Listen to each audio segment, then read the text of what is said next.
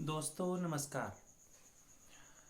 अब तक आपने श्रीनगर में रहने वाले 16 साल के सलीम के बारे में जाना कि कैसे उसे अपनी अम्मी अब्बू से मामू जान के साहबजादे के बारे में पता चलता है, जिसके बारे में और जानने के लिए वह बड़गाम जाता है अपने मामू जान के पास।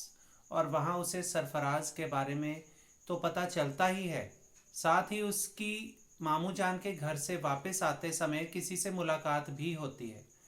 कौन है वो? क्या सलीम उसे जानता है? यही जानने के लिए आइए चलते हैं कहानी रिश्ते के भाग 4 पर। सलीम ने आंखों को सिकोड़ते हुए और दिमाग पर जोर डालते हुए अचानक कहा, तुम नबील हो ना? है ना? सलीम के चेहरे पर मुस्कुराहट थी, जिसे देखकर नबील भी मुस्कुरा दिया। लेकिन आप यहाँ कैसे सलीम मियाँ? नबील ने वही पूछा जो सलीम भी पूछना चाह रहा था। मेरे मामू जान रहते हैं यहाँ, सलीम ने घर के अंदर इशारा करते हुए कहा। तो नबील की आंखें हैरानी से खुल गई थी। वह अभी कुछ सोच ही रहा था कि सलीम ने उससे पूछ लिया, तुम भी क्या यहीं आए हो? नबील चौंकते हुए बोला, हाँ, यह मेरे नाना अब्बा का घर है, उन्हीं को हर रोज़ खाना देने आता हूँ। लेकिन आपसे यहाँ पर यूं मुलाकात हो जाएगी ख्यालों में भी नहीं था सलीम मियाँ। कुछ सोचकर नबील ने घड़ी की तरफ देखा और बोला, नाना अब्बा तो नमाज पढ़ रहे होंगे, मैं खाने का डिब्बा रख कर आया बस। आप ज़रा सी देर हो गई आज आने में। कहता हुआ नबील घर के अंदर गया और सलीम वहीं खड़ा कुछ सोचने लगा। अंदर बरामदे में ही खाने का डिब्बा रखकर नबील उल्टे पांव वापस आया तो सलीम, जो पहले ही देरी हो जाने के कारण फिक्रमंद नजर आ रहा था, नबील से मुखातिब होते हुए कहने लगा, अच्छा नबील, मैं चलता हूँ, पहले ही बहुत देर हो गई है। कहकर सलाम करने के लिए हाथ ऊपर उठाया ही था कि नबील ने कहा, आप श्रीनगर जा रहे हैं ना? तो क्यों बस से जाएंगे? मेरे साथ ही चलिए। यहाँ ओमपोरा से हम बाइक से श्रीनगर 20 मिनट में पहुँच जाएंगे। बड़गाम जाने की ज़रूरत ही नहीं पड़ेगी मियाँ। नबील ने कहते हुए खाने का डिब्बा निकल जाने के बाद हल्के हो चुके बैग को कंधों पर चढ़ाया और हेलमेट पहनकर झट से बाइक पर बैठ गया। सलीम ने कहा, नबील, तकल्लुफ़ ना करें, मैं चला जाऊंगा।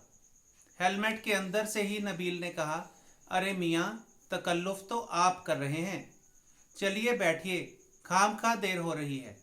कहकर नबील ने बाइक को किक मारी तो सलीम मना ना कर पाया और नबील के पीछे बाइक पर बैठ गया। नबील ने बाइक चला ली। पीछे बैठा सलीम यही सोच रहा था कि अगर मामू जान नबील के नाना अब्बा हैं तो यकीनन नबील नाजिया बाजी का साहबजादा है। फिर तो नबील से इंशाअल्लाह मेरी भी रिश्तेदारी बनती है। बाइक तेजी से गांव की गलियों से निकलता हुआ मेन रोड पर आ गया। हवा के तेज झोंकों की वजह से सलीम नबील से बात नहीं कर पा रहा था। दूसरा, नबील ने हेलमेट भी पहन रखा था। नबील के बाइक की स्पीड ज़्यादा थी और मेन रोड पर ट्रैफिक भी। अचानक सामने से आ रहे ट्रक के पास से नबील की बाइक गुजरी तो सलीम का हाथ यकायक नबील के कंधे पर चला गया। नबील समझ गया कि सलीम तेज स्पीड से कुछ घबरा रहा है। सलीम की चुप्पी को भी नबील उसकी घबराहट ही समझ रहा था। नबील ने बाइक की स्पीड तुरंत धीरे कर दी। मुंह कुछ पीछे की तरफ घुमाकर बोला, क्या बात है सलीम मियाँ, आप तो कुछ बोल ही नहीं रहे। नबील की बात सुनकर सलीम चौंका और कहने लगा, अरे नहीं भाई, बाइक चलाने वाले से बात ना करूं, कहीं ध्यान ना इधर उधर हो जाए, इसलिए चुप था। आप कहें, पढ़ाई कैसी चल रही है? स्कूल में तो मुलाकात होती रहती है, पर आज यूं मुलाकात हो जाएगी, सोचा नहीं था। सलीम की बात पर नबील ज़ोर से हंसा और बोला, मियाँ, दुनिया गोल है, सब लोग यही कहते हैं, आज देख भी लिया। दोनों हंसने लगे। सलीम ने अब अपना दूसरा हाथ भी नबील के दूसरे कंधे पर रख दिया था। तकरीबन 15 मिनट में ही श्रीनगर पहुंच गए दोनों। स्कूल की बातों में पता ही नहीं चला। आपको कहाँ छोड़ दूं सलीम मियाँ? नबील ने पूछा तो सलीम ने कहा, बस यही रास्ते में बस स्टैंड के पास छोड़ दें। तभी सामने बस स्टैंड आ गया तो नबील ने बाइक रोक दी। सलीम ने नबील के कंधों पर जोर डाला और बाइक से नीचे उतर गया। बहुत शुक्रिया नबील मियाँ, आपकी वजह से मेरा सफ़र आसान हो गया। सलीम की बात सुनकर हेलमेट के अंदर से नबील ठहाका लगाकर हंसा और बोला, अरे सलीम भाई, शुक्रिया करके शर्मिंदा ना कीजिए। और हाँ, सफ़र तो हमारे साथ बढ़िया हो ही जाता है। दोनों के चेहरे पर मुस्कुराहट तैर गई। सलीम ने खुदा हाफिज कहा तो नबील ने भी अल्लाह हाफिज कहकर बाइक का गियर डाला और आगे बढ़ गया। नबील के जाने के बाद सलीम वहीं खड़ा हुआ नबील की जिंदा दिली को याद कर रहा था। मामू जान के घर से श्रीनगर तक के सफ़र में नबील ही बोलता रहा। सलीम बस हूँ हाँ में ही जवाब देता रहा। हाँ, बस एक बार सलीम बोला जब उसने पूछा था, नबील आप रहते कहाँ हैं श्रीनगर में? नबील ने कहा, राजबाग का पता है ना, बस वहीं उसके पास फ्रेंड्स कॉलोनी है, वहीं घर है हमारा। आप कहाँ रहते हैं सलीम भाई?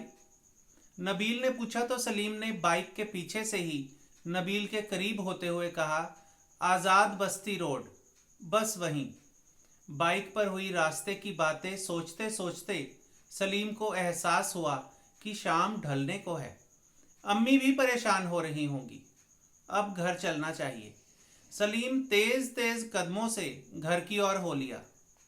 रास्ते में उसके दिमाग में मामू जान का उदास चेहरा, मामी जान की पश्मीना की लाल रंग की शॉल और सरफराज का फोटो में हंसता हुआ चेहरा घूम रहा था। सलीम को पता था कि उसे यहाँ से पैदल घर तक पहुँचने में 20 मिनट तक तो लग ही जाएंगे। अचानक उसके जहन में नबील का चेहरा और उसकी बातें घूमने लगी। सलीम सोचने लगा कि अब उसे आगे क्या करना है, कैसे इस बात की तह तक जाना है, कैसे इन मुरझा चुके रिश्तों को सींचना है। यह सब सोचते सोचते सलीम घर पहुंच गया। अम्मी ने दरवाज़ा खोला तो एक लंबी ठंडी सांस लेकर बोली, अल्लाह का शुक्र है, मेरा तो दिल ही बैठा जा रहा था सलीम बेटा, इतना वक्त लगा दिया तुमने। बशीर के वालिद साहब ठीक है ना? अम्मी ने जैसे ही सलीम को देखा तो एक ही सांस में सब कुछ कह डाला।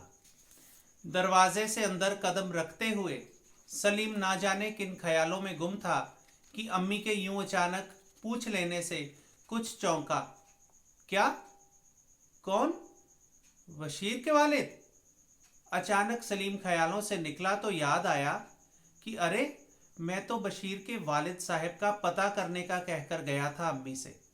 वह तो पिछले हफ्ते ही ठीक होकर घर जा चुके हैं। उस वक्त जो ख्याल में आया वही कह दिया। अब क्या कहूँ? फिर सोचते हुए बोला, हाँ हाँ हाँ हाँ, ठीक है, अब इंशाअल्लाह कल कल सुबह छुट्टी हो जाएगी उन्हें। सकपका गया था सलीम, क्योंकि वह खुद ही भूल गया था कि घर पर अम्मी को क्या कहकर गया था। चलो शुक्र है अल्लाह का, वरना मेरा तो कलेजा ही मुंह को आ रहा था, कहते हुए अम्मी ने सलीम को के अंदर आ जाने के बाद दरवाज़ा बंद करते हुए कहा। कुछ सोचते हुए सलीम बोला, हाँ अम्मी, कल सुबह फिर जाना है। बशीर ने कहा है कि आ जाना, मदद हो जाती है। जूते उतार चुका था सलीम यह कहते कहते, और हाथ मुंह धोकर अम्मी के पास बावर्ची खाने में ही चला गया। अम्मी ने कावा चूल्हे पर रख छोड़ा था। सलीम को देखते ही बर्तन में डालने लगी। सलीम कावा हाथ में थामकर अपने कमरे में ही पहुंचा ही था कि फिर दरवाजे पर दस्तक हुई। अम्मी दरवाज़ा खोलने गई। अब्बू की आवाज़ से सलीम ने एक बार तो गहरी सांस ली कि चलो, अब्बू के घर आने से पहले ही घर तो पहुंच गया। अब्बू भी कावा पीने में मसरूफ़ हो गए। सलीम अपने कमरे में बैठा मामू जान के बारे में सोच रहा था। अब्बू टीवी पर खबरें देखने लगे थे। अम्मी रात के खाने में बिरयानी बना रही थी। सलीम के दिमाग में कुछ चल रहा था, इसलिए वह देख रहा था छत की तरफ और हाथ के अंगूठे से जमीन को खुरच रहा था।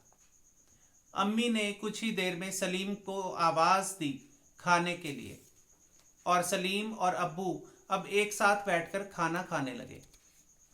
अम्मी ने खाना परोसा। सलीम चुप था, किन्हीं ख्यालों में गुम। अब्बू और अम्मी की बातों पर बस हूं हाँ ही कर रहा था। शब्बा खैर कहकर सलीम अपने कमरे में सोने के लिए चला तो गया, लेकिन नींद आज भी कहाँ आने वाली थी।